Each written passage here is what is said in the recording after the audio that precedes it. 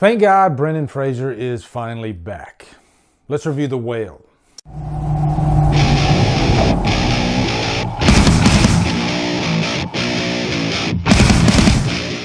The Whale stars Brendan Fraser, Sadie Sink, and is directed by Darren Aronofsky. What's up, guys? I'm so glad to finally be reviewing The Whale. This is kind of award season, and a lot of the critics, we received a lot of screeners, and luckily I was able to get a screener of The Whale, and I watched it a few days ago. I was just excited that Brendan Fraser was, having a comeback. I know these rules can feel constraining, but remember, the point of this course is to learn how to write clearly and persuasively. Think about that.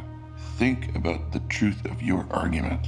This is kind of like the John Travolta story where Quentin Tarantino, he brought John Travolta back. Well, same type deal here. Darren Aronofsky, who's a phenomenal director, in his generation, probably one of the upper crust top 5 directors. And I like his vision. And, it's kind of like David Lynch. He definitely has his own stamp on his movies. And it's not going to be for everybody, including me sometimes, Like Noah just didn't land for me at all. That's a movie that I'll never probably watch again. But I can admire at least the filmmaking techniques. I just didn't like the story that much. Then you take movies like The Wrestler, which is one of my favorite movies. That movie is phenomenal. An amazing character study and just a peek inside a world that none of us really know that much about. Even wrestling fans don't know some of the stuff that's behind the scenes in that world. So, if you haven't seen The Wrestler, I can't recommend it enough. But anyway, quick plot synopsis. The Whale, I think it's based on a play. Big shout out to my friend Dan Skip. I think he was telling me that it was based on a play or something like that. But it's set in this character Charlie's apartment. Charlie is played by Brendan Fraser. He is, I think, 600 pounds. And, you can tell that they're using prosthetics and maybe a little bit of CGI. I'm not sure. The amount of weight that a person that weighs 600 pounds has to carry, like sometimes I'm walking around and my feet hurt, and I'm a runner. And I can't imagine having to carry another 400 pounds on top of me. That would be insane. So this movie really stresses that point. I can kind of compare this to The Wrestler as far as showing the audience what a certain person's life is like. The wrestler being an actual wrestler, and this movie being a 600-pound person. And not just the physical demands, but also the emotional. The way he is treated by society is really sad. But also, Charlie's not a perfect person. He is a father, left his wife for a man. He also left his daughter. And so Sadie Sink, who should be nominated for an Oscar along with Brendan Fraser, wow, she is so good in this. You're an amazing person, Ellie. I couldn't ask for a more incredible daughter. Are you actually trying to parent me right now? Who would want me to be a part of their life? She plays his daughter, who is really tormented and upset, and she says some pretty harsh things. She treats her father like complete crap. That's coming from a place. She's angry with him because he left her. And so this is just really a character study about these characters trying to deal with each other. Charlie is so soft-spoken and always friendly. He's a teacher. And he has an online class, but he won't show himself for obvious reasons.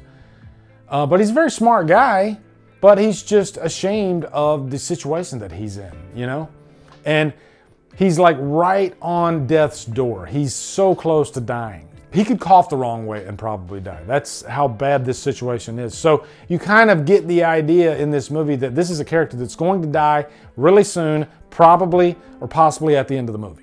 Samantha Morton plays Mary. She is Charlie's ex-wife, and I definitely wanted to mention her because Samantha Morton is one of the most underrated actresses I have ever seen. In everything she's in, she steals the show. She steals that particular scene. I just watched She Said, which she's got a small part in that movie, but there's just something about her performances. Definitely check out Control, the Joy Division biopic, if you ever get a chance. She plays Ian Curtis's wife in the movie. And really, at the end of the day, guys, that's pretty much what The Whale is.